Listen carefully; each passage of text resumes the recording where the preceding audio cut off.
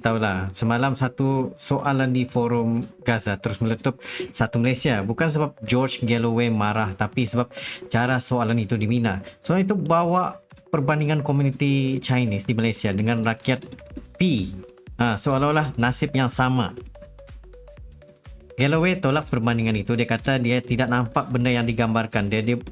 Dan dia bukan pakar isu tempatan itulah. Lepas tu, lepas klip tular, portal berita terbabit keluarkan permohonan maaf terbuka. Ni apologi terus keluar. Dan kata tindakan tata tertib sudah diambil terhadap wartawan mereka. Dalam video ini kita bedah kenapa soalan macam ni bahaya, macam mana media patut urus isu sensitif. Dan apa kita semua patut belajar supaya tidak menjadi minyak api dalam sengkam, minyak tambah api lagi gitu. Okey, yang pertama sekali apa yang berlaku lah, versi ringkas dan berfakta. George Galloway datang ke Kuala Lumpur dan bercakap dalam